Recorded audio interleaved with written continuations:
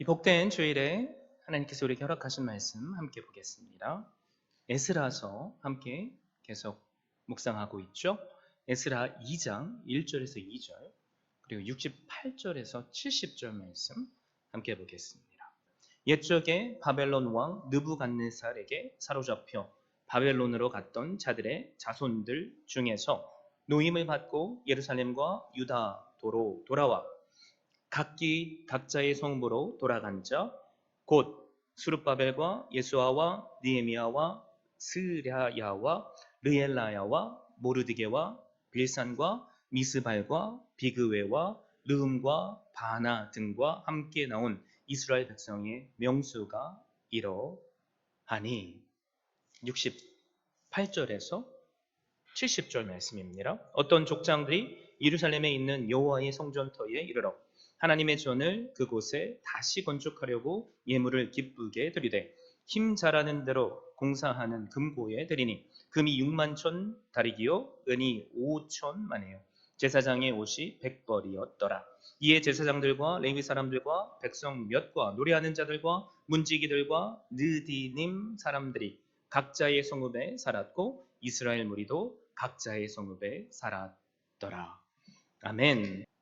저는 오늘 주신 말씀을 힘입어서 명예로운 이름들이라는 제목으로 말씀을 증거하고자 하는데요. 우리는 새해가 시작되거나 어떤 사건이나 계기로 인해서 무언가를 새롭게 시작하고자 할 때 믿음의 결단을 하게 되죠. 요즘에 우리처럼 말이죠. 그 중에 몇 가지 결단을 할 수 있겠는데요. 한 가지 예를 들어보자면 성경을 일독하고자 하는 마음, 그거일 것 같습니다. 저도 소시적에 많이 하다가 중간에 실패했는데요. 우리가 중간에 실패하게 되는 이유가 뭐죠? 특별히 구약 창세기부터 쭉 읽어갈 때 딱 어디쯤에 여러분 실패하십니까? 저의 경험을 보면 레위기, 신명기에서 딱 멈춥니다. 왜 그럴까요? 오늘 사는 나와 상관없어 보이는 구약의 제사에 율법이 빼백하게 적혀있기 때문에 그렇습니다. 나는 오늘 제사를 드리지도 않는데 도대체 이게 나랑 무슨 상관이 있어? 라는 마음에 읽고 읽다가 어떻게 돼요? 에이, 포기하게 되죠. 그런데 오늘 우리가 함께 살펴보고 있는 이 말씀도 사실 우리에게 별로 큰 감흥을 주지 못하는 말씀입니다. 어떤 말씀이기에 그렇죠? 사람의 이름들만 쭉 나열되어 있어요. 내가 잘 아는 사람들의 이름이면 좋겠으나 나랑 별로 상관없어 보이는 사람들의 이름이죠.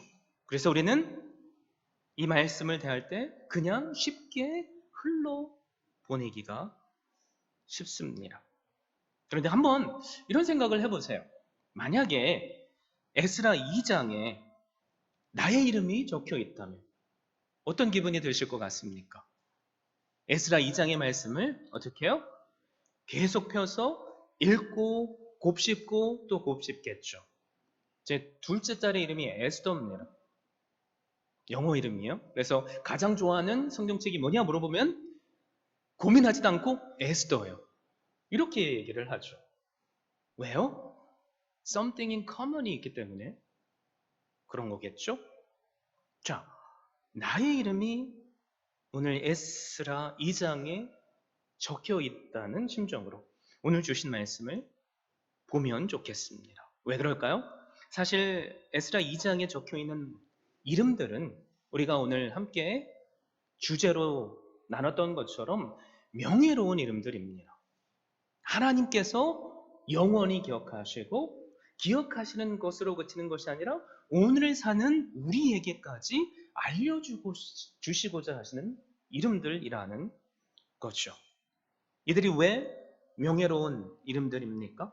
우리가 지난 시간에 살펴봤죠? 에스라 1장 5절 말씀처럼 하나님께서 감동케 하시는 역사를 통해 그들은 순종하는 마음으로 자원하는 마음으로 헌신하며 내 일상, 내 편의를 포기하고 아무것도 없는 고향 땅으로 돌아온 이름들이기에 그렇습니다.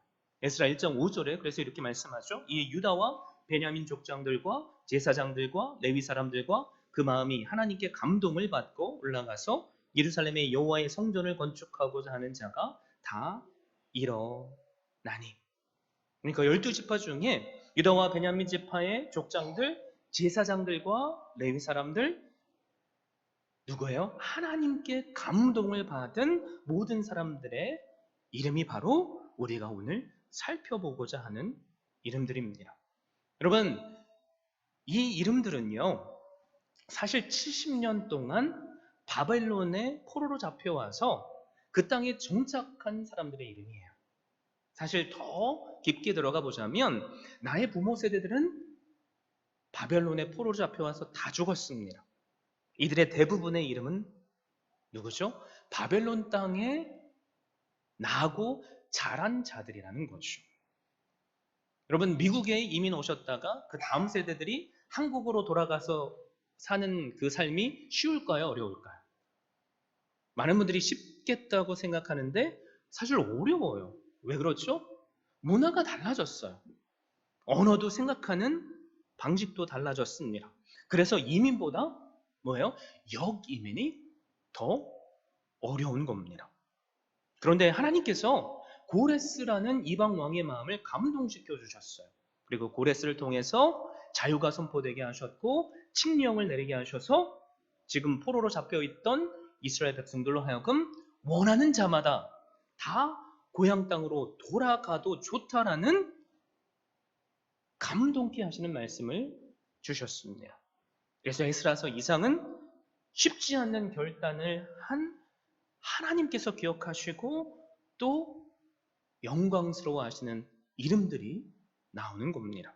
그래서 1절에 이렇게 말씀하죠. 옛적에 바벨론 왕 느부갓네살에게 사로잡혀 바벨론으로 갔던 자들의 자손들 중에서 노임을 받고 예루살렘과 유다도로 돌아와서 각자의 성으로 돌아간 자. 이들이 누구죠? 70년 동안 부모를 먼저 주님께 떠나보내고 내가 태어난 사실 이방 땅이지만 고향이 된 그 바벨론에서 자라고 그리고 살아온 자들입니다. 그런데 이 포로 2세대들이 예루살렘 귀환의 주역이 되는 거죠. 다시 말씀드리지만 결코 쉬운 일이 아니에요. 왜요? 부모님에게 예루살렘은 고향이지만 나에게는 낯선 땅이기에 그렇습니다. 그래서 부모님들의 조국을 내가 마음에 품고 내가 지금 일궈놓은 지위와 재물과 모든 것들을 포기하고 돌아간다는 것이 결코 쉬운 게 아닙니다. 그래서 이들은 명예로운 이름의 주인공들이죠. 자, 그럼에도 불구하고 우리는 믿음이 너무 좋아서 이런 단순한 생각을 할 수 있을 거예요. 목사님, 하나님께서 마음을 감동시켜 주시면 다 따르고 순종해야 되는 건 아닌가요? 하나님께서 감동케 해주셨는데. 여러분 어떻게 생각하세요? 하나님께서 감동케 해주셨으면 하나님의 사람들은 다 따르는 게 정상적이다 생각하시는 분. 이렇게 고개를 숙이시고 확실한 대답을 못 하시죠? 우리가 쉽게 이렇게 생각할 수 있지만 여러분 우리의 믿음의 여정의 현실은 그렇지 않아요. 그 답이 포로로 잡혀간 숫자와 돌아온 숫자의 비율을 보면 알 수 있습니다. 포로로 바벨론에게 잡혀간 숫자들은 사실 200만 명 정도 돼요. 그런데 2장에 예루살렘으로 돌아온 사람의 숫자는 총 몇 명인지 아십니까? 온 회중이 42,360명이라고 성경은 정확하게 말씀하고 있어요. 이에 속하지 않은 남종과 여종 7,337명을 더하면 또 노래하는 남녀, 오늘날로 말하자면 성전의 성가대 분들이죠. 그 200명까지 더하면 모두 49,897명입니다. 5만 명. 그리고 3번에 걸쳐서 바벨론으로 귀환을 하는데요. 다 합쳐봐도 채 10만 명이 안 돼요. 그러니까 포로로 잡혀간 자들에 비해서 돌아온 사람들은 대략 몇 퍼센트 정도 되는 거죠? 네, 정확하십니다. 5% 정도밖에 안 돼요. 이것을 통해서 우리가 깨닫게 되는 게 뭐죠? 하나님은 다니엘을 통해 고레스 왕에 관해 이사야서를 통해서 예언하신 그 말씀을 통해 우상을 섬기는 이방왕 고레스를 감동시키셨을지라도 또 고레스를 통해서 자유가 선포되고 또 돌아가도 좋다는 하나님의 감동케 하시는 말씀이 선포되었을지라도 스룹바벨과 예수화를 통해 사람들의 마음을 감동케 하는 뭐예요? 격려가 있을지라도 쉽게 마음이 감동되어서 내 일상과 내 편의를 다 포기하고 돌아갈 만한 사람들은 극히 소수라는 겁니다. 여러분, 이것을 오늘 우리에게 적용하면 무슨 말이죠? 여러분, 이 땅에 주일마다 수천 수만 교회에서 우리가 감히 상상할 수 없는 숫자의 예배자들이 하나님께 예배를 드립니다. 여러분, 그런데 그 예배를 통해 하나님은 언제나 우리의 마음을 감동케 하시는 하나님의 말씀을 주시죠. 그런데 모든 그리스도인들이 마음에 감동케 하심의 은혜를 받아 하나님의 말씀에 전적으로 순종할 수 있다면 여러분, 오늘의 교회가 세상의 지탄을 받겠습니까? 오늘의 우리의 모습이 어제보다 더 나은 모습이 되어야지 맞잖아요. 근데 현실은 어떻죠? 다른 교회들 생각할 필요도 없이 우리 교회만 봐도 똑같은 하나님의 말씀을 들었으나 어떤 사람은 하나님의 감동케 하시는 은혜를 받고 순종합니다. 그런데 반면에 어떤 사람은 똑같이 감동케 하시는 하나님의 말씀을 받았으나 하나님의 말씀을 스스로 재단하고 비판하며 믿음의 자리에 서는 것이 아니라 죄의 자리에 서는 분들도 계십니다. 한번 나 자신을 돌아보십시오. 나는 어떤 쪽에 속합니까? 감동케 하시는 하나님의 말씀이 지금 이 자리에 임할지라도 여러분, 선택은 우리의 마음에 달려 있어요. 그래서 이 시간에 저에게 소망이 있다면 우리에게 새 일을 행하시겠다. 계기를 통해서 또 함께 지나쳐온 고난을 통해서 하나님은 우리에게 말씀해 주시잖아요. 그래서 우리의 마음속에는 여러분 어려웠지만 결단의 마음이 있었을 거예요. 그리고 지난주 말씀을 통해서 하나님, 저의 마음도 감동케 하여 주십시오 라고 고백하셨을 겁니다. 그러나 나의 마음의 밭이 겸손히 하나님의 말씀 앞에 서 있지 않으면 나도 내 편이 내가 추구하는 유익 그것 때문에 감동케 하시는 하나님의 그 역사의 주인공이 되지 못해요. 비율로만 따지면 5%. 그 중에 우리 중에 누구겠어요? 우리 안에 이런 확신이 있기를 바랍니다. 하나님, 비록 소수의 숫자일지라도 제가 그 주인공이 되겠습니다. 그래서 하나님께서 보실 때 저의 이름이 영원히 기록되는 이름, 아니 천국 생명책에 기록된 이름이 되고 싶습니다. 하나님, 제가 여기 있사오니 저를 사용하여 주시옵소서. 다른 어떤 사람처럼 하나님, 제가 저기 있사오니 쟤를 사용해 주십시오 라고 하지 마시고 하나님, 제가 여기 있사오니 저를 사용하여 주시옵소서. 이런 고백이 우리의 고백이 될 수 있기를 바랍니다. 그런데 이 장에 나오는 사람들의 이름은 다 명예로운 이름들이라고 했죠. 그 중심에는 사실 제사장들이 있어요. 그런데 참 신기하게도 레위 사람들은 소수입니다. 레위 사람들은 소수예요. 그 이유가 뭘까요? 여러분 뭐라고 생각하세요? 포로로 잡혀오기 이전에 과거의 나의 삶을 보고 내 부모의 삶을 보니까 너무나도 힘들었던 거죠. 마치 사사기 시대처럼 그리고 말라기 시대처럼 내 스스로 내 먹을 것을 찾아서 이리 움직이고 저리 움직이지 않으면 스스로 살아갈 수 없는 그 어려운 상황 속에 과거를 기억하니까 더 마음이 움직이지 않는 거죠. 그래서 오늘 말씀해 보니까 레위 지파들은 불과 채 몇백 명이 되지 않는 숫자만 돌아옵니다. 제사장은 4천 명이 넘어요. 비정상적이죠. 제사장들보다 레위 지파들이 더 숫자가 많아야 돼요. 그런데 레위 지파들은 과거의 아픈 기억 때문에 돌아오지 않습니다. 이게 좀 비약하는 것 같죠. 여러분 2차 기한 때 에스라가 주도했어요.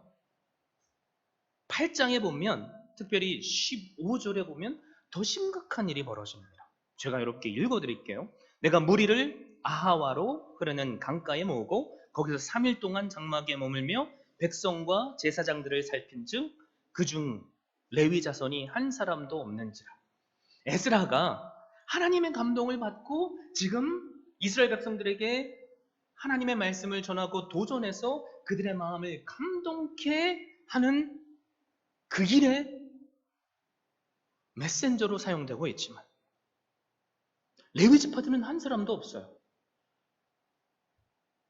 신기하죠. 여러분 우리가 레위 지파일 수 있습니다. 하나님의 말씀을 날마다 듣고 레위 지파들은 사실 누구예요? 성전 안에서 중직의 역할을 맡으며 제사장들을 보조하며 하나님의 맡겨주신 성직을 감당하는 자들입니다. 오늘날로 말하자면 중직자들이라고 할 수 있죠. 전 이해해요. 사역을 하다 보니까요. 제일 열심히 있는 분들도 중직자고 제일 상처받는 분들도 중직자분들이에요. 무슨 부서를 맡으면 처음에는 열심으로 하다가 중간에 이 사람에게 이런 말 듣고 저 사람에게 저런 말 듣고 나는 내 돈 쓰고 내 열심을 내고 사람들을 섬기는데 왜 돌아오는 건 불평불만인지 도저히 못해 먹겠어요, 하나님. 제가 부교육자였을 때 중직자분들에게 부서를 계속 권면을 드리면 저에게 돌아오는 말들이 뭐였는지 아세요? 목사님, 제가 죽었다 켜놔도 내년에는 아무것도 안 할 거예요. 저 뭐 시키시면 나갈 겁니다. 웃으시는 몇 분들이 있는데 공감하시죠? 분명히 이해가 돼요. 여러분 그럼에도 불구하고 우리 마음을 감동케 하시는 하나님의 말씀에 강박한 마음으로 눈을 외면하지 마십시오. 왜 그런지 아세요? 그러면 사실 내가 상처받지 않고 싶어서 외면했는데 하나님의 은혜로부터 내가 외면당할 수 있습니다. 그런데 오늘 말씀에 보면 놀라운 반전의 말씀이 나와요. 그 반전의 주인공들이 누구냐면 느디님 사람들입니다. 느디님 사람들은 누구를 의미하죠? 성전에 들여진 자들을 의미해요. 그래서 쉽게 말씀드리자면 이들은 이스라엘 백성들이 아니었습니다. 이방인들이었어요. 더 정확하게 말하자면 가나안 족속 중에 히위 족속 중에 한 족속, 기브온 족속입니다. 성전에 들여져서 평생 나무라 패고 허드렛 일을 하며 섬기는 노예들이라는 거죠.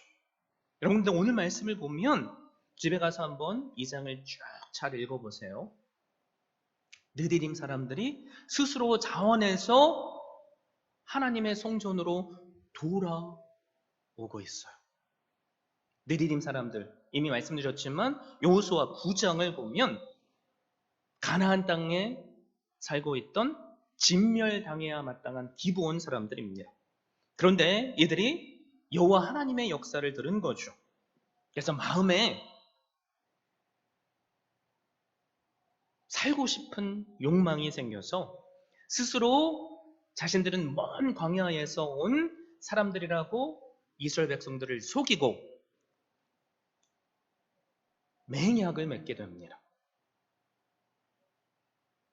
여호수아와 이스라엘 백성들이 조금만 더 조사를 했다면 그들이 가나안 족속임을 알 수 있었을 텐데 그들이 딱 내보낸 보여주고 있는 빵이 그리고 음식들이 곰팡이가 쓴 것을 보여주니까 정말 먼 곳에서 왔나 보다 싶어서 하나님께 기도하지도 않고 맹약을 맺어버리죠. 3일 후에 그것이 발각이 됩니다. 그리고 그들을 죽이려 했는데 어떻게 돼요? 하나님의 이름으로 약속했기에 그들을 받아주게 되고 그때부터 이 기브온 사람들이 성전에 바쳐진 자로 하나님의 존을 섬기는 자들이 된 거예요. 여러분, 우리가 만약에 이 느디딤 사람이었다면 목숨은 구걸받았지만 그 인생이 얼마나 비참했겠어요. 종으로서 섬겨야 되는데. 그런데 포로로 같이 잡혀갔습니다. 바벨론에서 비록 이방 땅이지만 여전히 자신들은 과거에 비해서 더 나은 삶을 살고 있고 그리고 안정적인 직업을 가지고 있습니다. 그런데 예루살렘으로 돌아가자면 과거 자신들의 부모가 했던 그 똑같은 허드렛 일을 해야 돼요. 누가 가고 싶겠습니까?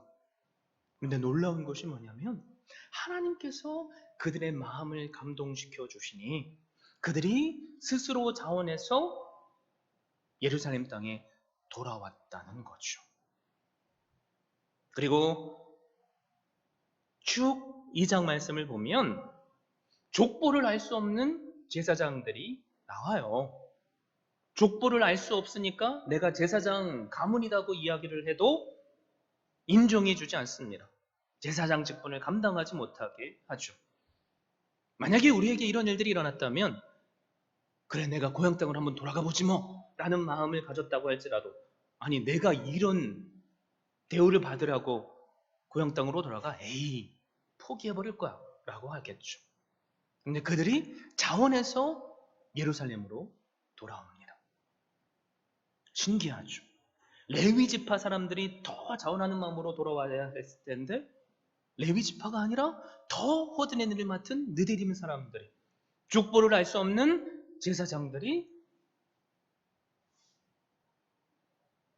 예루살렘 땅으로 돌아오고 있어요.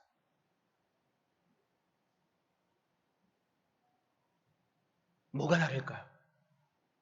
똑같이 감동케 하시는 하나님의 음성을 들었을 텐데 그 답을 저는 여러분 스스로 찾기를 바라요. 우리 이미 답을 다 알고 있잖아요. 그 답이 뭐죠? 하나님께서 문제가 있는 것이 아니라 내 마음의 문제죠. 내가 주일날 주님의 전에 나왔는데 은혜를 받지 못하고 있다? 내 자신을 돌아볼 수 있기를 바랍니다. 하나님은 우리가 내 자신을 성결케 하고 준비한 만큼 놀라운 은혜로 함께 하세요. 그 은혜를 우리가 다 누렸으면 좋겠습니다. 오늘을 사는 마음이 강팍해진 레위 지파가 되지 마십시오. 비록 작아 보이는 일일지라도 작은 것에 충성하며 나에게 맡겨준 것들이 있다면 충성되이 그 길을 가겠습니다. 라고 다짐하며 그럴 때일수록 우리에게 더 큰 감동으로 함께 해주시는 그 은혜 누리시면 좋겠습니다. 그게 에스라 2장의 말씀의 핵심이에요. 근데 우리는 다 에스라 2장 2절 말씀만 집중해요. 에스라 2장 2절에 무슨 말씀이 나오죠? 이들을 예루살렘으로 돌아오도록 이끌었던 리더들의 이름이 나옵니다. 제가 읽어드릴게요. 곧 스룹바벨과 예수아와 느헤미야와 스랴야와 르엘라야와 모르드게와 빌산과 미스발과 비그웨와 르움과 바하나 등과 함께 나온 이스라엘 백성의 명수가 이러하니. 우리가 좀 익히 들어서 알고 있는 이름들도 있죠. 그 이름이 뭐 2명만 고르자고 하면 모르드게, 그쵸? 그 다음에 느헤미야. 여러분, 그런데 여러분이 생각하는 느헤미야와 모르드게는 이 사람들이 아닙니다.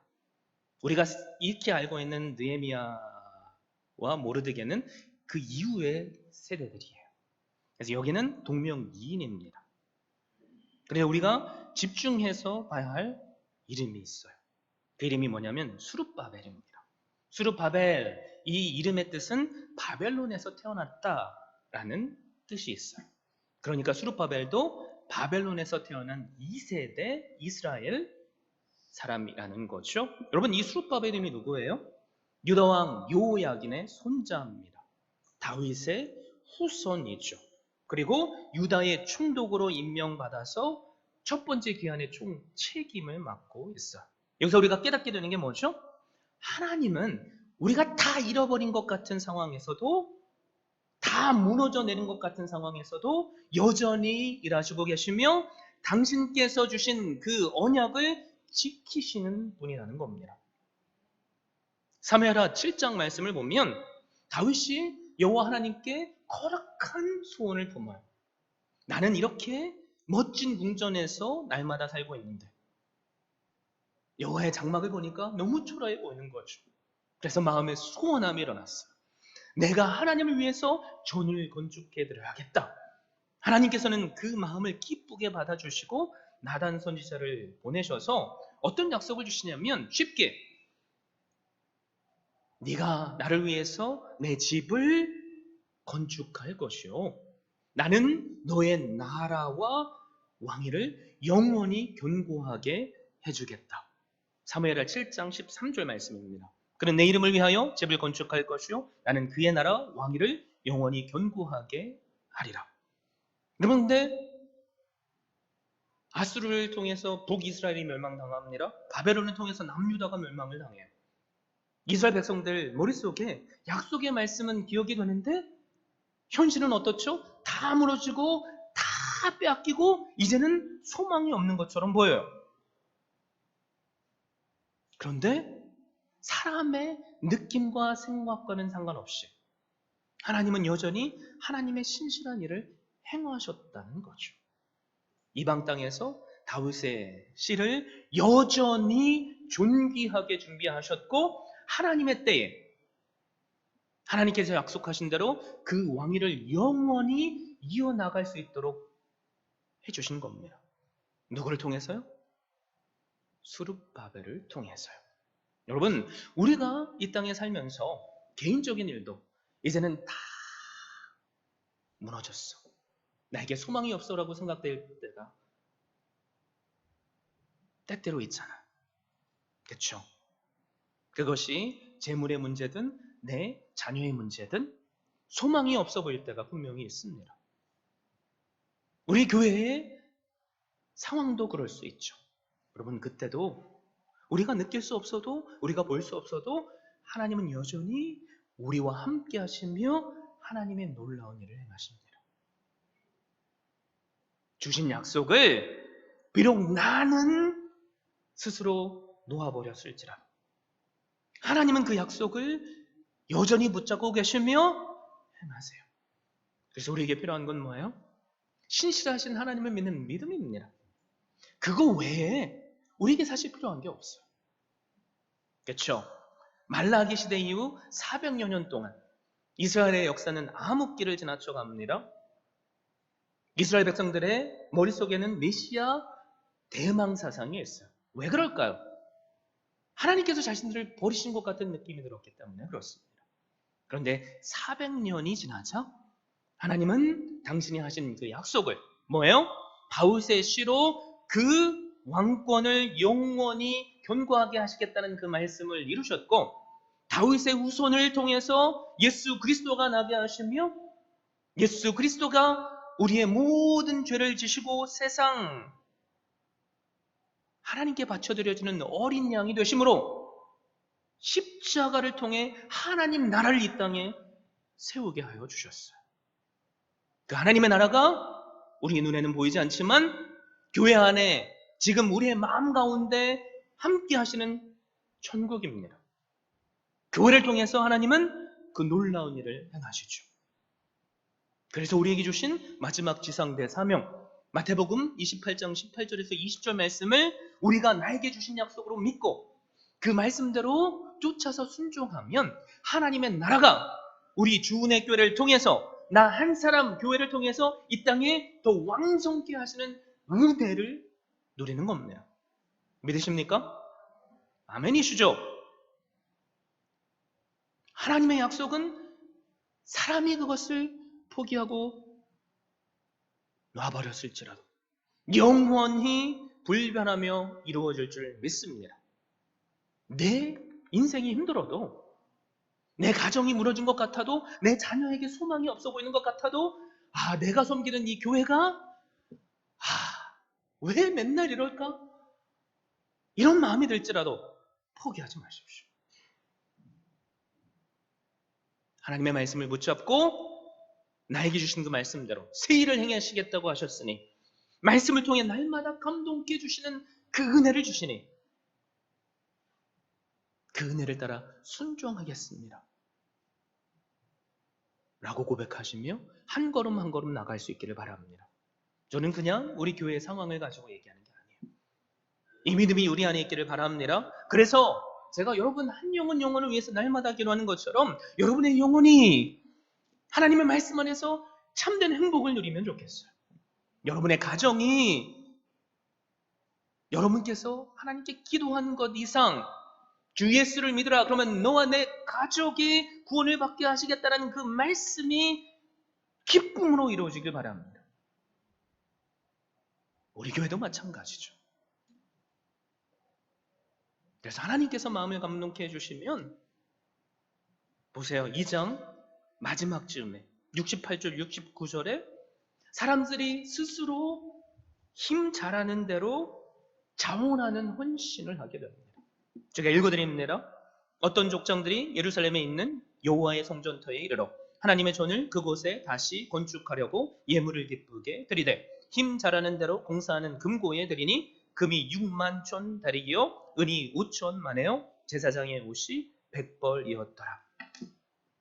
여러분 이 역사 누가 하는 거예요?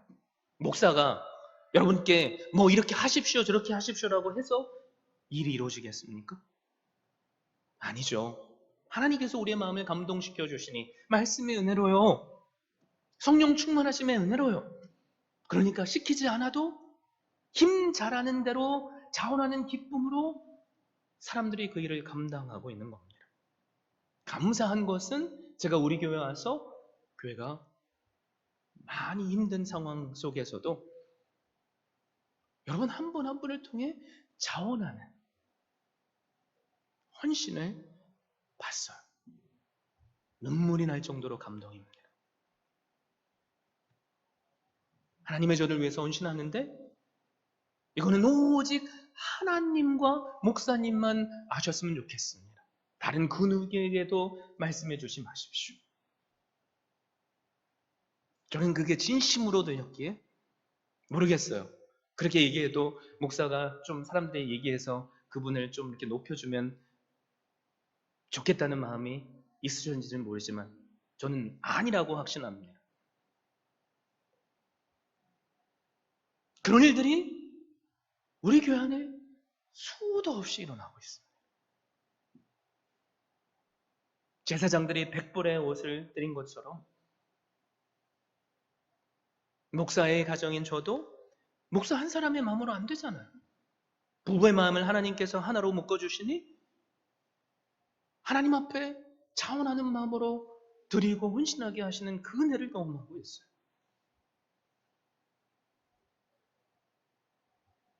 그런 놀라운 마음을 감동케 하시는 역사가 우리 교회 안에 있기에 저는 확신하건대 우리 교회는 소망이 있습니다.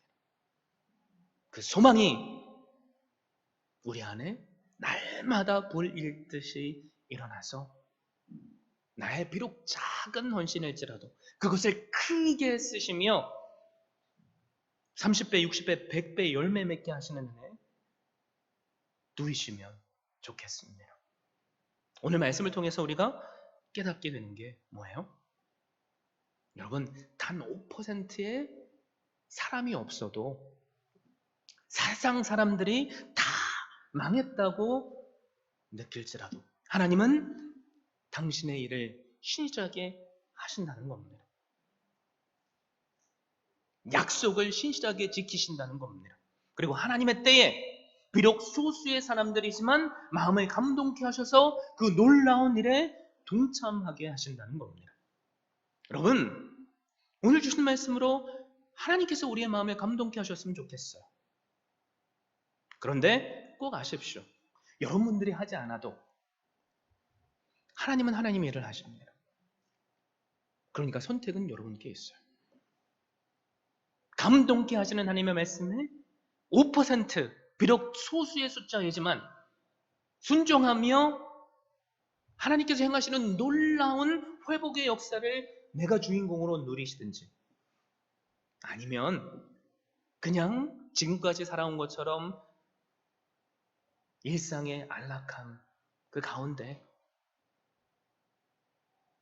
그냥 흘러가듯 그러나 하나님의 부어주시는 은혜를 누리지 못하시든지 선택은 여러분께 있습니다. 그래도 여러분께서 지나온 길을 보니까 다 감동케 하시는 그 말씀에 순종하신 분들임을 압니다. 그럼에도 불구하고 중간중간에 힘들 때 있죠. 포기하고 싶으실 때도 있을 거예요. 여러분 오늘 주신 말씀으로 더 우리의 마음을 굳건하게 하시는 하나님의 음성으로 받고 지금까지 레위 지파처럼 열심히 일했다고 오늘 포기하면 너무 아깝잖아.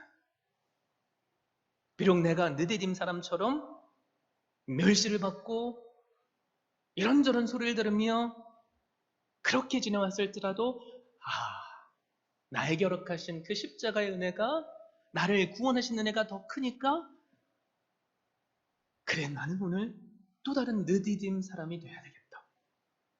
그 마음이 우리 안에 일어날 수 있기를 바랍니다. 여러분 그러면 저는 확신해요. 우리의 이름이 여호와 하나님께서 영원히 기억하시는 이름이 될 것이며 에스라 2장에 쓰여진 것처럼 천국 생명책에 기록되어서 하나님께 온전히 그 이름만으로도 영광 올려드리는 명예로운 이름들이 될 줄로 믿습니다. 그 명예로운 이름이 누구요? 저를 포함해서 여기 계신 한 분 한 분 모든 분들의 이름이 되기를 예수 그리스도의 이름으로 축원드립니다.